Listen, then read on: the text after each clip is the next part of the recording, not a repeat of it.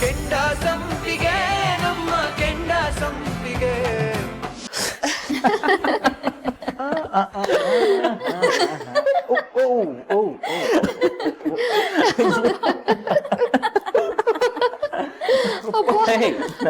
ಏನಾಯ್ತು, ಯಾಕೆ ಇಷ್ಟೊಂದು ನಗ್ತಾ ಇದ್ದೀರಾ? ಜೈ ನೋಡು, ನಿನ್ ಬಾಮ ಇದ್ದಂಗೆ ಮಾರಣಾಂತಿಕ ಕಾಯಿಲೆಯಿಂದ ನರಳ್ತಾ ಇದ್ದಾನಂತೆ. ಮಾರಣಾಂತಿಕ ಕಾಯಿಲೆನಾ? ಅಲ್ಲ ಮತ್ ನೀನ್ ನೋಡಿದ್ರೆ ಇಷ್ಟೊಂದು ನಗ್ತಾ ಇದೀಯಾ? ಬಾಮೈದ ಏನೋ ಆಯ್ತು? ಅಯ್ಯೋ ಬಾವಾ, ಅವಳಿಗೆ ಲೆಮನ್ ಜ್ಯೂಸ್ ಅಂದ್ರೇನೆ ಅರ್ಥ ಆಗಲ್ಲ. ಇನ್ನ ಕಾಯಿಲೆ ಹೆಸರುಗಳು ಹೇಳಿದ್ರೆ ಗೊತ್ತಾಗುತ್ತಾ? ನಾನ್ ಪಿಜ್ಜಾ ಬರ್ಗರ್ ಅಂತ ಹೇಳಿದ್ರು ನಂಬಿಡ್ತಿದ್ಲ ಅವಳು. ಸಾಲಲ್ಲ, ಇದಕ್ಕೆಲ್ಲದಕ್ಕೂ ನಿನ್ಗೆ ಅಪ್ರಿಶಿಯೇಟ್ ಮಾಡ್ಬೇಕು. ಆಮೇಲೆ ನೀನು ಮೈಂಡ್ಗೆ ಮಾಡ್ತೀನಿ, ಟಾರ್ಚರ್ ಕೊಡ್ತೀನಿ ಅಂತ ಏನೇನೋ ಹೇಳ್ತಾ ಇದ್ದಲ್ಲ, ಇದೆಲ್ಲ ಸಕ್ಸಸ್ ಆಗುತ್ತೆ ಅಂತ ನನ್ಗೆ ನಂಬಿಕೆ ಇರಲಿಲ್ಲ ಸಾಧನ. ಬಟ್ ನೀ ಟಾರ್ಚರ್ ಕೊಡೋಕ್ಕಿಂತ ಹೆಚ್ಚಿದಾಗ್ತಿದೆ.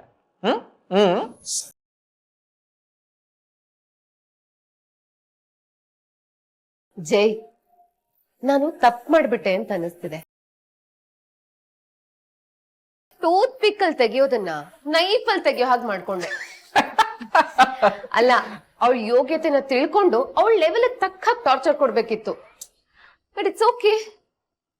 ಇನ್ಮೇಲೆ ನೋಡ್ತಿರು ಅವಳನ್ನ ಹೇಗ್ ಆಟ ಆಡಿಸ್ತೀನಿ ಅಂತ. ಆಟ ಆಡಿಸ್ತೀಯ? ಮತ್ತೇನ್ ಪ್ಲಾನ್ ಮಾಡಿದ್ಯಾ ಸಾಧನ? 25 ಲಕ್ಷ 25 ಲಕ್ಷ ಕೊಡ್ತಿದ್ದೀನಿ ನಿನ್ ತಮ್ಮಂಗೆ. ಏನು 25 ಲಕ್ಷನ?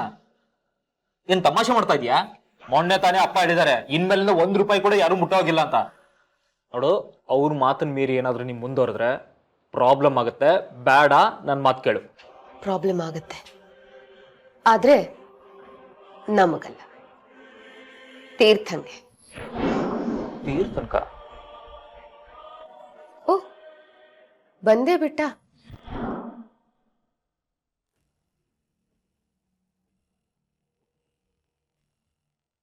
ತೀರ್ಥನಿಂದ ಆ ಹುಡುಗಿಗೂ ಪ್ರಾಬ್ಲಮ್ ಆಗುತ್ತೆ. ಅವಳನ್ನ ಮನೆ ಬಿಟ್ಟು ಆಚೆ ಕಳ್ಸು ಅಂತಂದ್ರೆ ಬಾಯಿ ಮುಚ್ಕೊಂಡು ಸುಮ್ನೆ ನಿಂತ್ಕೊಂತ ನನ್ ಗಂಡಂಗೆ ಅವಮಾನ ಮಾಡ್ದವನ್ಗೆ ನಾನ್ ಸ್ವಲ್ಪನಾದ್ರೂ ತೊಂದರೆ ಕೊಡ್ಬೇಕಲ್ವಾ? ಆ ಪ್ಲಾನ್ ಅಲ್ಲೇ ಇದೀನಿ. ಹಾ, ಆ ಪ್ಲಾನ್ ಈಗ ಎಕ್ಸಿಕ್ಯೂಟ್ ಆಗೋ ಟೈಮ್ ಕೂಡ ಬಂದಿದೆ. 1 ನಿಮಿಷ ಬಂದೆ.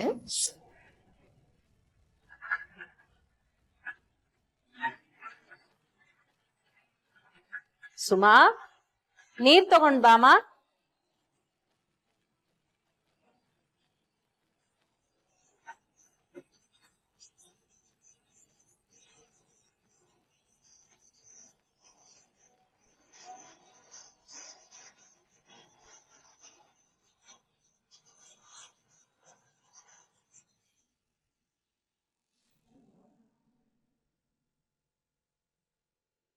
ಮಾವ, ನಿಮ್ ಹತ್ರ ಒಂದು ವಿಷಯ ಮಾತಾಡ್ಬೇಕಿತ್ತು.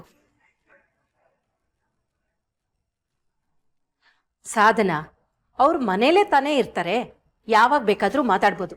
ಮೊದ್ಲು ಊಟ ಮಾಡ್ಲಿ, ಸುಮ್ನಿರು. 1-2 ನಿಮಿಷ ಅತ್ತೆ, ಅದಕ್ಕಿಂತ ಹೆಚ್ಚಿಗೆ ಟೈಮ್ ತಗೊಳ್ಳೋದಿಲ್ಲ. ತೀರ್ಥಂಗೆ ಹಣದ ಅವಶ್ಯಕತೆ ಇದೆ ಮಾವ. ನಮ್ಮನೆ ಮಗಂಗ್ ನಾವೇ ಸಹಾಯ ಮಾಡದೇ ಇದ್ರೆ ಹೇಗೆ?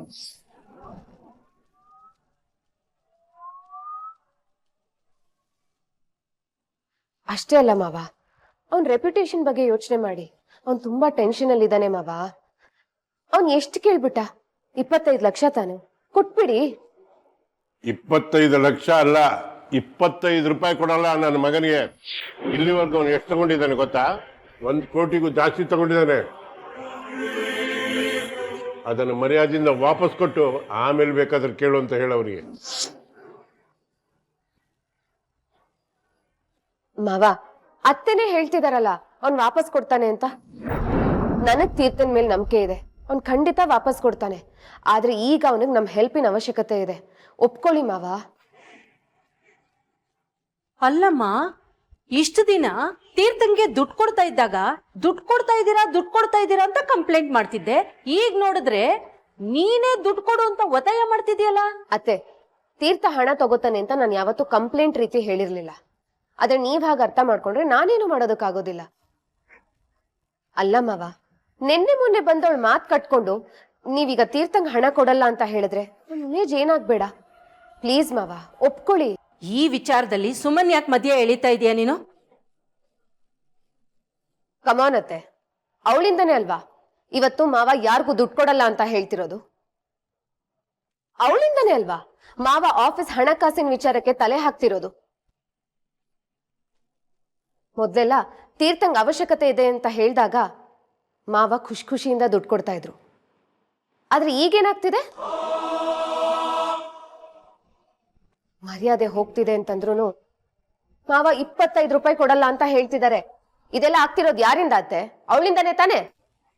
ಅಯ್ಯೋ ರೀ, ಊಟ ಮಾಡ್ರಿ, ಅದಕ್ಕೆ ಆಮೇಲೆ ಮಾತಾಡು ಅಂದೆ. ನನಗೆ ಹೊಟ್ಟೆ ತುಂಬಿದೆ ಪದ್ಮ.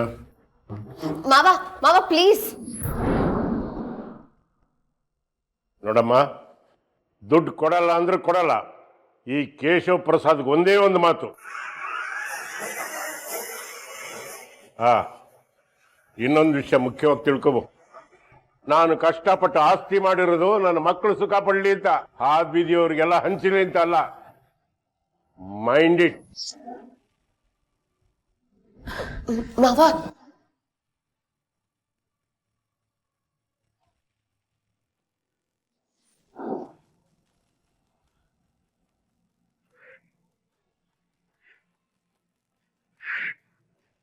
ಅದಕ್ಕೆ ನಾ ದುಡ್ಡು ಕೇಳಿದ್ದು ನೀವು ಪರಿಚಯ ಕೊಡ್ಸಿ ಅಂತ, ಅಪ್ಪನ ಹತ್ರ ಕೇಳಿ ಅಂತ ಅಲ್ಲ.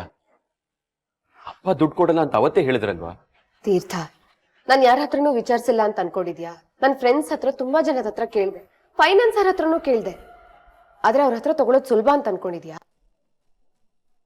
ಅವ್ರು ಯಾವ್ದ್ಯಾವ್ದೋ ಪೇಪರ್ಸ್ ಸೈನ್ ಹಾಕಕ್ ಹೇಳ್ತಾರೆ, ಅದಕ್ಕೆಲ್ಲ ಒಪ್ಕೊಳ್ಳೋದಕ್ಕಾಗತ್ತಾ? ಬಾ, ಬಡ್ಡಿ ವ್ಯವಹಾರದ ಬಗ್ಗೆ ಯೋಚನೆ ಮಾಡಿದ್ರೇನೆ ಮೈ ಎಲ್ಲ ಜುಮ್ ಅನ್ನತ್ತೆ. ಇದನ್ನೆಲ್ಲ ಯೋಚನೆ ಮಾಡಿ ನಿನಗ್ ತೊಂದರೆ ಆಗ್ಬಾರ್ದು ಅಂತ ನಾನು ಮಾವನ ಹತ್ರ ದುಡ್ಡು ಕೇಳಿದ್ದು.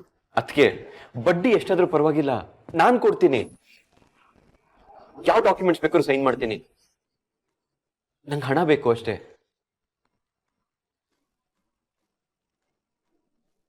R you sure Teertha? Sure ಅದಕ್ಕೆ. ಸರಿ, ನಾನು ಫೈನಾನ್ಸರ್ ಹತ್ರ ಮಾತಾಡ್ತೀನಿ.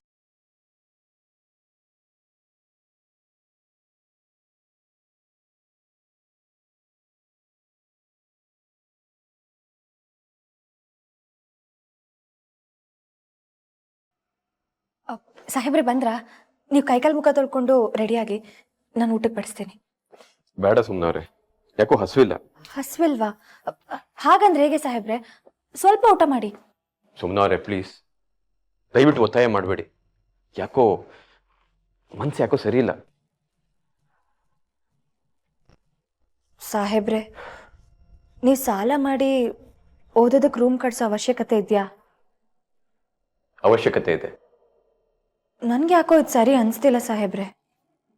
ನೋಡಿ, ಬೇಕಾದ್ರೆ ನಾನು ಕಾಲೋನಿಯವ್ರ ಹತ್ರ ಮಾತಾಡ್ತೀನಿ. ನಿಮ್ ತೊಂದ್ರೆ ಏನು ಅಂತ ಹೇಳಿದ್ರೆ ಅವ್ರು ನಿಜವಾಗ್ಲೂ ಅರ್ಥ ಮಾಡ್ಕೋತಾರೆ. ವಾಟ್? ಏನ್ ತಮಾಷೆ ಮಾಡ್ತಾ ಇದ್ದೀರಾ? ನಮ್ ಕಷ್ಟ ನಮ್ಗೆ ಇರ್ಲಿ ಸುಮ್ನವ್ರೆ. ನಮ್ಮನ್ನ ಮೇಲ್ಸ್ಥಾನದಲ್ಲಿ ಕೂರ್ಸಿರೋ ಜನರು ನಾವು ಸಾಮಾನ್ಯದವರು ಅಂತ ಗೊತ್ತಾದ್ರೆ ನನ್ನ ಇಮೇಜ್ ಹಾಳಾಗುತ್ತೆ. ನನ್ ಕಷ್ಟನ ಅವ್ರ ಹತ್ರ ಹೇಳ್ಕೊಳ್ಳೋದಕ್ಕೆ ಇಷ್ಟ ಇಲ್ಲ. ಛೆ, ನಾನು ಹಾಗೆ ಹೇಳಿಲ್ಲ ಸಾಹೇಬ್ರೆ. ನೀವು ರೂಮ್ ಕಟ್ಸೋದು ಬೇಡವೇ ಬೇಡ ಅಂತ ನಾ ಹೇಳ್ತಿಲ್ಲ. ಆದ್ರೆ ಚುನಾವಣೆ ಆದ್ಮೇಲೆ ಕಟ್ಸಿ, ಈಗ ಬೇಡ.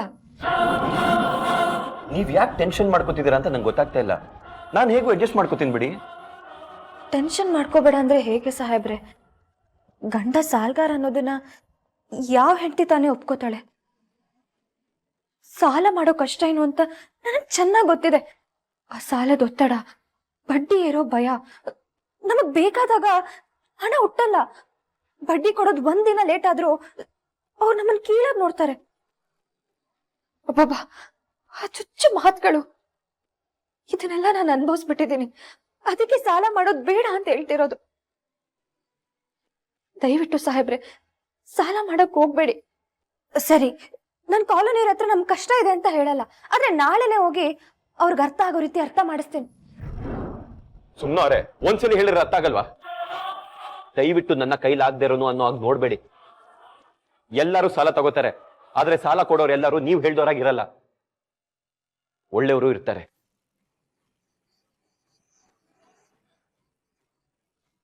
ಸುಮ್ನವ್ರೆ, ಇದು ರಾಜಕೀಯ. ನಿಮ್ಗೆ ಇದ್ರಲ್ಲಿ ಗೊತ್ತಾಗಲ್ಲ. ದಯವಿಟ್ಟು ನೀವು ದೂರ ಇದ್ಬಿಡಿ. ನೀವು ಕಾಲೋನಿಗೆ ಹೋಗೋದು ಬೇಡ, ಅಲ್ಲಿ ಜನರ ಜೊತೆ ಮಾತಾಡೋದು ಬೇಡ.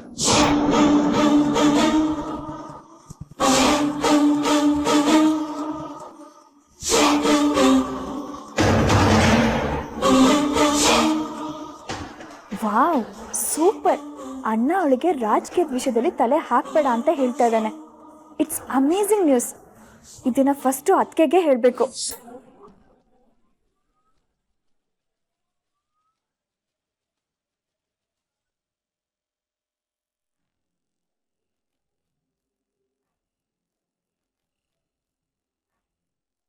ಅರೆ ಅಕ್ಕ, ಇದೇನಿದು ಬೆಳಬೆಳಗ್ಗೆನೆ ಬಂದಿದ್ಯಾ? ಏನಿಲ್ಲ ಕಣೆ, ಹಾಗೆ ಸುಮ್ಮನೆ. ಅಕ್ಕ, ಯಾಕಕ್ಕ ಒಂಥರ ಇದ್ಯಾ? ಮತ್ತೇನಾದ್ರೂ ಪ್ರಾಬ್ಲಮಾ? ಏನಿಲ್ಲ ರಾಜಿ. ರಾಜಿ, ತಗೊಳ ಒಟ್ಟಿ. ಮಗಳೇ, ಯಾವಾಗ ಬಂದವ? ಯಾಕವ್ವ ಒಂಥರ ಇದೆಯಾ? ಮತ್ತೆ ಮನೇಲಿ ಏನಾದ್ರು ಜಗಳ ಐತಿನಮ್ಮ? ಅಪ್ಪ, ಪ್ರತಿ ಸತಿ ನಾನು ಮನೆಗೆ ಬಂದಾಗ್ಲೂ ನೀ ಹೀಗೆ ಅನ್ಕೊಂಡ್ರೆ ನಾನು ಬರೋದೇ ಇಲ್ಲ. ಹೋಗು.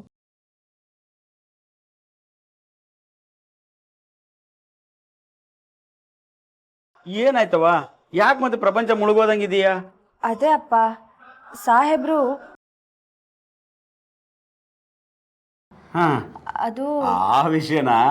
ಈ ಕಾಲೋನಿ ಜನಗಳು ನಮ್ಮ ಸಾಹೇಬ್ರನ್ನ ಹೊಗಳಿ ಇಡ್ತಾವ್ರ ಕಣವ. ಯಾಕೆ ಹೇಳು? ನಮ್ಮ ಕಾಲೋನಿ ಮಕ್ಕಳು ಓದ್ಲಿ ಅಂತ ಓದಕ್ಕೆ ಹಾಲು ಕಟ್ಟಿಸ್ತಾವ್ರೆ.